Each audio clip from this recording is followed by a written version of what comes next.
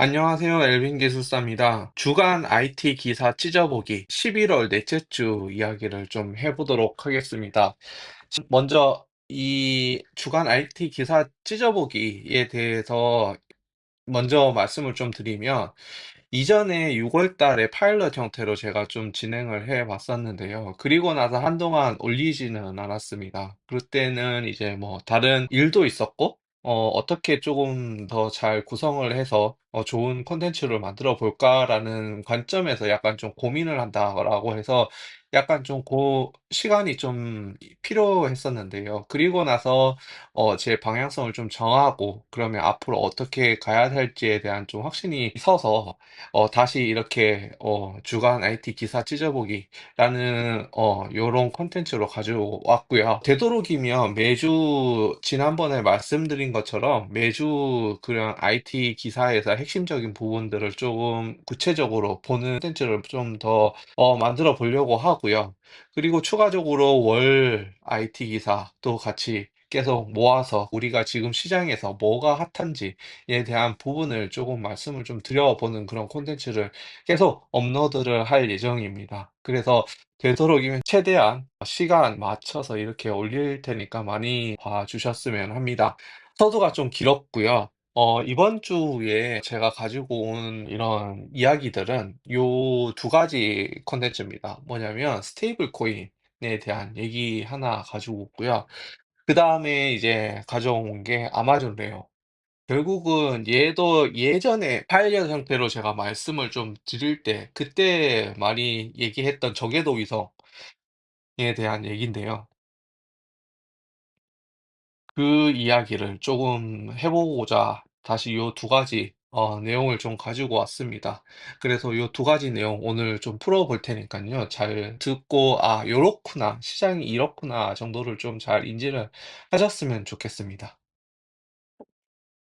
먼저 스테이블 코인 관련해서 얘기를 좀 해 보도록 할게요. 2025년 11월 17일 전자신문에 기고문에 요렇게 조금 나와 있는 내용인데요. 어떤 내용이었나라고 하면 우리가 지금 한참 얘기하는 에이전트 AI 이에 대한 내용과 그다음에 그러면 스테이블 코인 요런 것들에 대한 시장에서 요 키워드들이 엄청 핫하게 각각 움직이고 있는데 이런 것들이 어떻게 연관돼서 왜 핫한지에 대한 부분을 좀 잘 정리되어 온 요 기고문이 있어서 그 기고문을 좀 가지고 왔습니다. 그래서 스테이블 코인 이런 것들 키워드가 핫하기는 한데 이게 왜 진짜 시장에서 주목을 하고 이렇게 핫한지 단지 그냥 암호화폐에 대한 그런 안정성을 확보하기 위해서 이거를 중요시 여기는 건지에 대한 부분을 조금 얘기를 좀 해 보도록 할게요.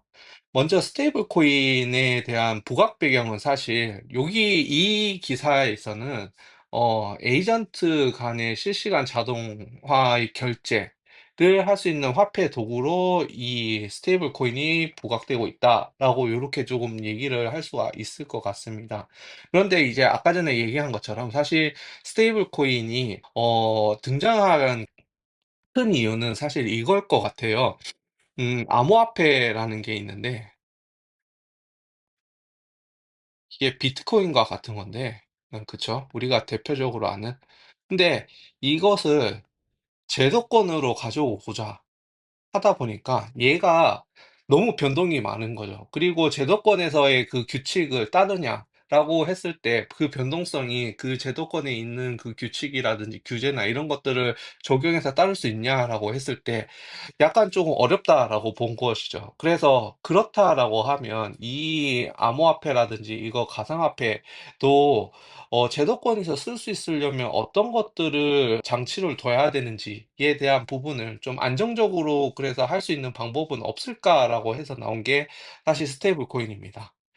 그래서 스테이블 코인의 시작은 거긴데요. 그런데 여기서 보면 에이전트 AI와 그러면 뭐가 왜 이런 얘기가 나오냐라고 했을 때 이 스테이블 코인의 그 실시간성이라든지 프로그래머블 그런 특징이 앞으로는 에이전트끼리 연결되는 에이전트와 연결되는 이런 AI가 사용이 될 건데 이런 데에서 그러면 구체적으로 이제 적용이 되고 실시간성으로 이렇게 결제가 되고 이렇게 왔다 갔다 하는 그런 변동성을 따를 수 있는 게 무엇인가라고 했을 때 그게 스테이블 코인이다라는 거죠.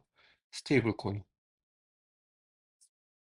그래서 시장에서는 에이전트 AI, 에이전트끼리 연결돼서 얘기하는 그 단계에서는 그런 지금의 구조보다는 이제 실시간성을 가지는 이 스테이블 코인을 사용을 하자라는 게 그게 큰 골자입니다. 그래서 실제 이게 구글이나 여기서도 얘기를 하지만 구글이나 다른 글로벌 핀테크에서는 이걸 가지고 시험으로 많이 구현을 진행을 하고 있는 상황입니다. 그래서 그런 내용이 첫 번째였고요.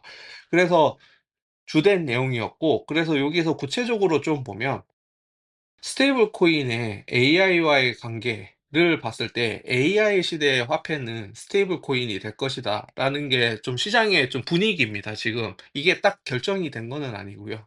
그래서 "왜 그러냐?"라고 했을 때 첫 번째, 에이전트끼리 연결해서 정보를 주고받고 하고 결제를 하고 이런 실시간적으로 자동적으로 하려고 하면 현재에 있는 그런 구조에서는 힘들다라는 거죠. 그래서 "그렇게 할 수 있는 거는 뭐냐?"라고 했을 때 그렇게 할 수 있는 게 스테이블 코인이다.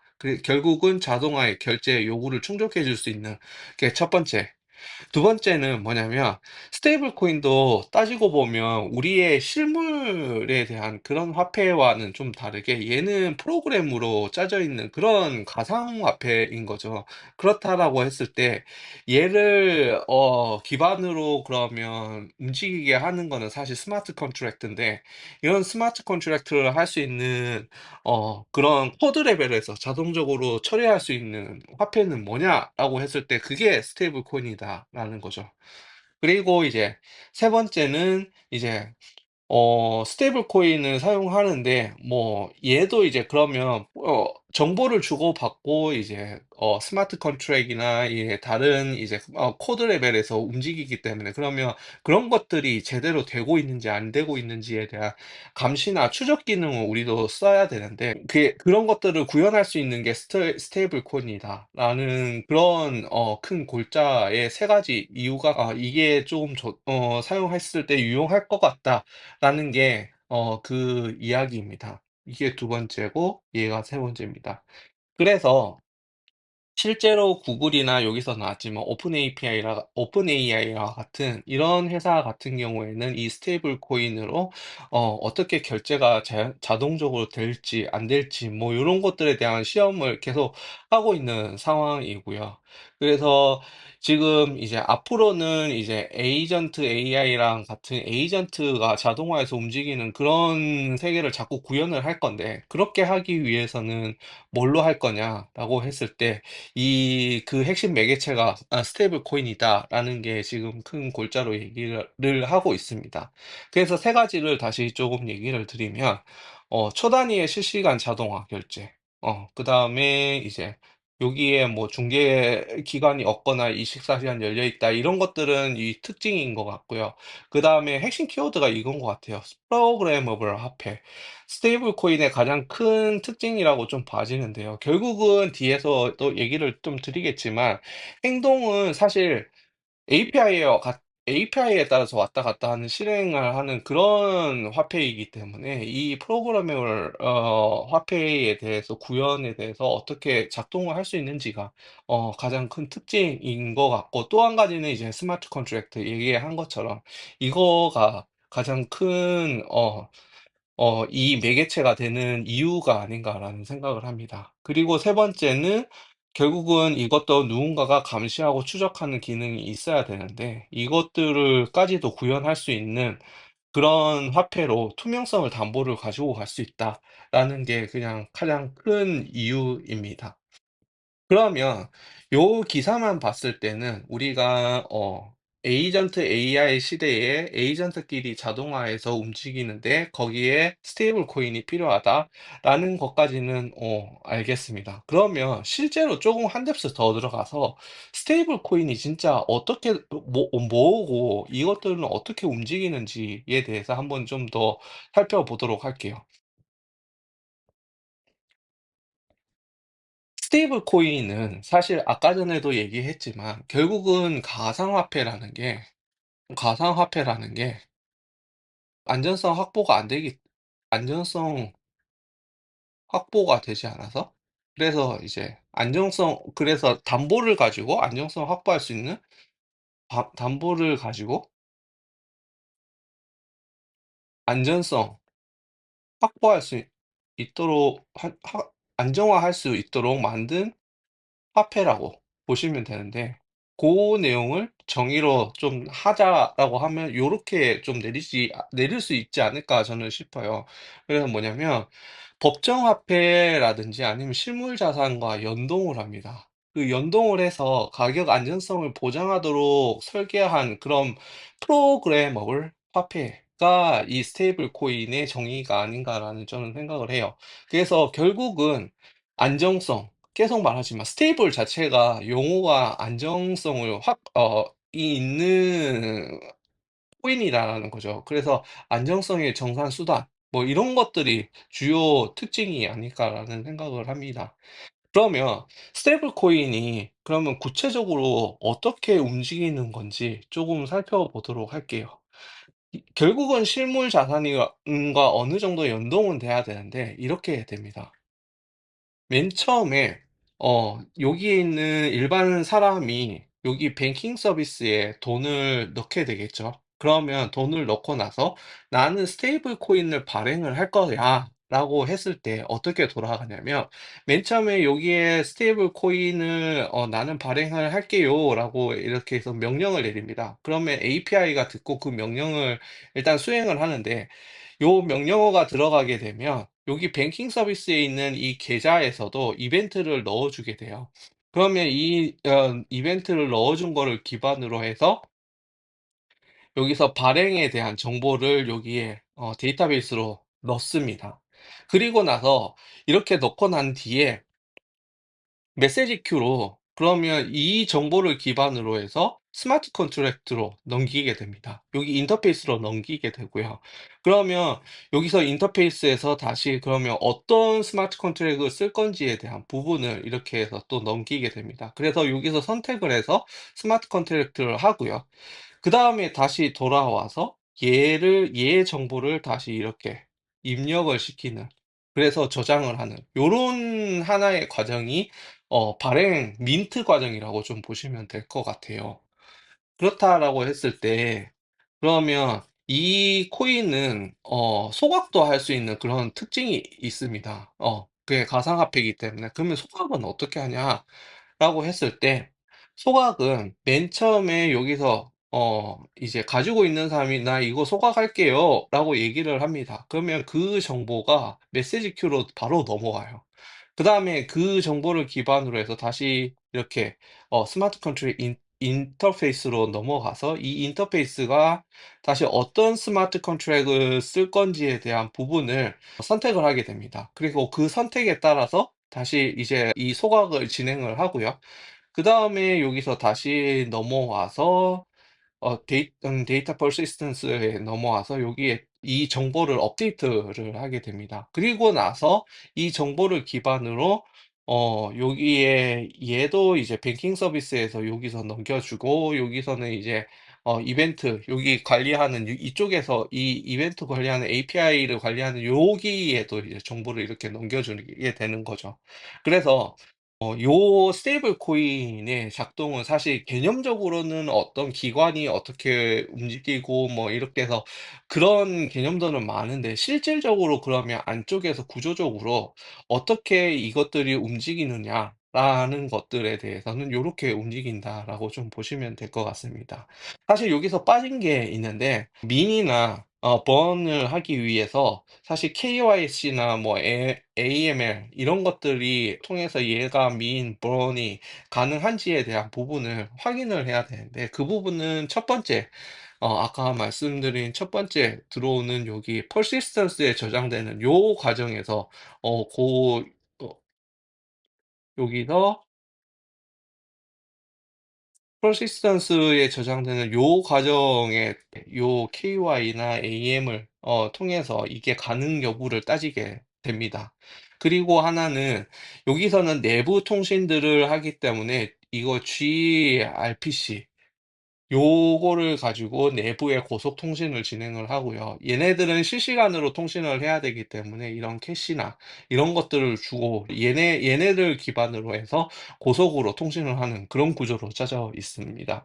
그래서 약간 이것도 좀 개념적으로 어떻게 움직이는지에 대해서 좀 이야기를 드리기는 했는데요. 여기에 순서를 요렇게 있습니다. 요 순서를 따라가다 보면 좀 복잡하기는 하지만 그 이제 민트 과정이라든지 브런 과정이 훨씬 편안하게 좀 자세하게 좀 이해를 할 수 있을 거라고 저는 생각을 합니다. 그래서 스테이블 코인은 자산의 이제 가상화폐의 안정화를 위해 담보를 가지고 연동하는 그런 시스템이라고 보시면 될 것 같고, 거기에 이제 세부적으로는 이 민이나 버런이 어떻게 움직이는지에 대해서 이해를 해 주시면 될 것 같습니다. 여기까지 스테이블 코인에 대한 얘기를 조금 마치고요. 다음 저궤도 위성에 대해서 얘기를 좀 해 보도록 하겠습니다.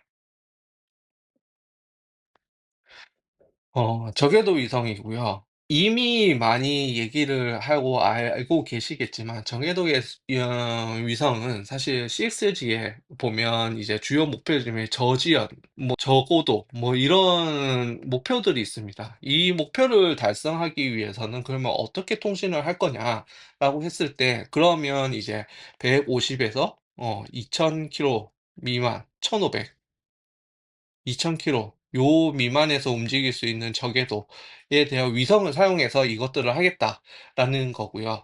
그래서 초반에는 사실 뭐 고속 데이터 뭐 이런 것도 중요한 목표기는 하지만, 가장 큰 목적은 사실 그거였어요. 뭐냐면 인터넷이 안 되는 것도 인터넷을 잘 할 수 있게 하자라는 게 큰 목적이었는데, 최근에 여기 아마존 레오가 나온 것처럼 이 브랜드명이 사실 바뀌기는 한 건데, 결국은 이제 고속 데이터 전송으로 더 좋은 고품질의 서비스를 하겠다라는 게 명칭을 바꾼 그런 목적이라고 좀 보시면 될 것 같습니다. 그래서 최근에 원래는 프로젝트 카이퍼라는 그런 명칭으로, 여기 있죠. 프로젝트 카이퍼라는 명칭으로 사용을 했었는데, 최근에는 이제 기술이나 사업적으로 이제 좀 더 이것들을 명확하게 보이기 위해서 레오라는 명칭을 썼다라고 이제 요렇게 나와 있고요.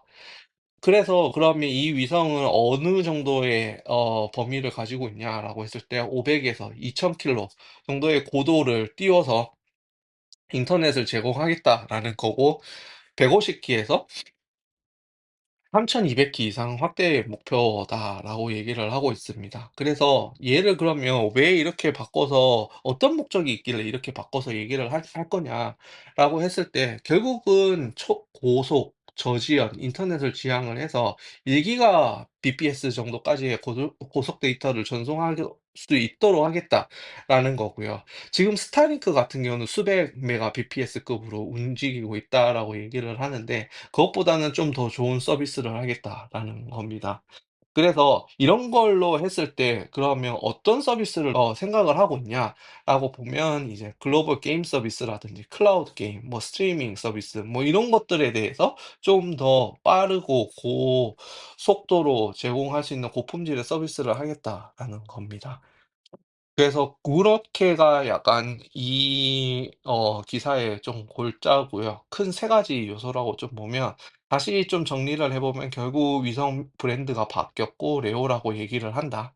그 "이 왜 바뀌었냐?"라고 했을 때, 사업적으로 명확하게 드러내기 위해서 저기에서 위성의 브랜드를 이름을 바꿨다라는 거고, 이거는 그럼 "커버리지는 어떻냐?"라고 했을 때 500에서 2000km 정도의 그런 커버리지를 갖고, 속도는 목표가 1 기가 bps 정도를 생각을 하고 있고 이제 향후에는 3,200기 정도를 확대를 하겠다. 그러면 이거를 확대했을 때 어떤 서비스를 할 거냐라고 했을 때 글로벌 게임 서비스라든지 클라우드 게임 그다음에 스트리밍 서비스들을 개선하겠다라는 게 큰 골자라고 좀 보시면 될 것 같아요.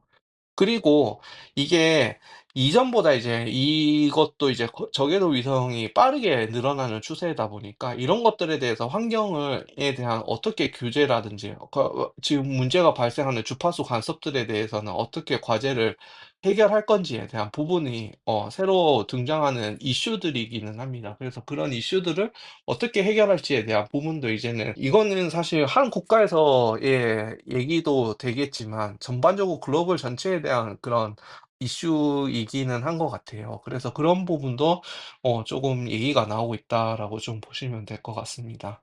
그래서 예전에도 한번 얘기를 드렸지만 저궤도 위성에 대해서 다시 한번 더 리뷰를 드리면 저궤도 위성은 결국은 그래서 300 에서 500 킬로미터 사이에 수백 기의 대량 생산된 통신 위성을 배치해서 고속도로 인터넷 서비스를 하는 그런 통신 기술이다라고 좀 보시면 될 것 같고요. 결국은 짧은 통신 지연 고속 이동 뭐 이런 것들 때문에 저궤도 위성을 사용한다라는 거고 핵심은 육지의 목표를 달성할 수 있는 핵심 기술이기 때문에 그렇게 이제 많이 쏘고 있는데 결국은 이런 목표뿐만 아니라 더 이제 빠른 속도로 다양한 기기에서 연결해서 사용할 수 있도록 만들기 위해서 이 저궤도 위성을 사용한다라고 좀 보시면 될 것 같습니다.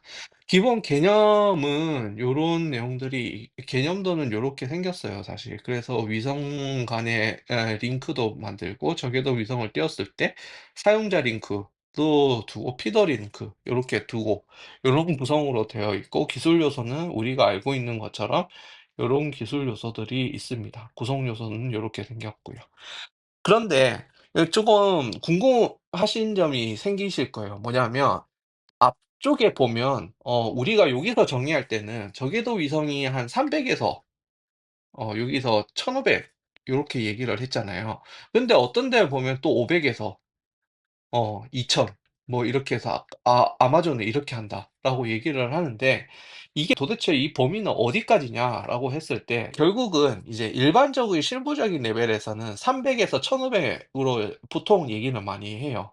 그런데 이제 공식적으로 학계에서 얘기하는 거는 160 에서 2,000 정도로 언급을 하고 있는 상황입니다. 그래서 일반적인 실무 레벨에서 얘기할 때 우리는 300 에서 1,500 정도로만 얘기를 하면 좋지 않을까라는 생각을 하고요. 이거는 이제 앞으로 이제 저궤도 위성을 계속 띄우고 있는 상황이고 스타링크도 마찬가지고 아마존도 마찬가지고 계속 띄우고 있는 상황이고 계속 그 세부적인 기술 요소도 계속 개발 진화되고 있는 상황이라고 좀 보여집니다. 그래도 우리가 맨 처음에 모바일로 생각을 했을 때 맨 처음에 몇 킬로바이트를 전송하다가 메가바이트를 전송하다가 기가바이트를 전송하고 지금에 이르렀는데요. 이것도 마찬가지로 그렇게 한 단계씩 진화하는 고런 '기술의 단계가 있지 않을까.'라는 생각을 합니다. 일단 그래서 여기까지 두 가지 토픽에 대해서 이번 주는 얘기를 해 봤는데요. 지금 핫한 에이전틱 AI라든지 뭐 피지컬 AI라든지 뭐 이런 AI에 대한 토픽은 계속 나오고 있고 이제 연결돼 있는 이런 기술들에 대한 얘기도 계속 나오고 있습니다. 그런데 이번 주는 사실 그렇게 막 화두가 된 그런 얘기는 많이 없었고 이거 추렸을 때는 요 정도였던 것 같습니다. 그래서 요것도 우리 지금 최신의 기술에 대한 기반이라고 좀 생각을 하시면 될 것 같고 이 기반에서 또 차후에 나오는 그런 기술들과 어떤 연계가 있는지를 계속 고민하면서 생각을 하시면서 그렇게 연계를 하시면 그 지금에 있는 기술 스택의 기술들이 왜 이렇게 나왔는지에 대해서 좀 이해를 더 하실 수 있을 거라고 생각을 합니다. 예, 오늘 이 주간 IT 찢어보기는 여기서 마치도록 하겠습니다. 감사합니다. 엘빈 기술사였습니다.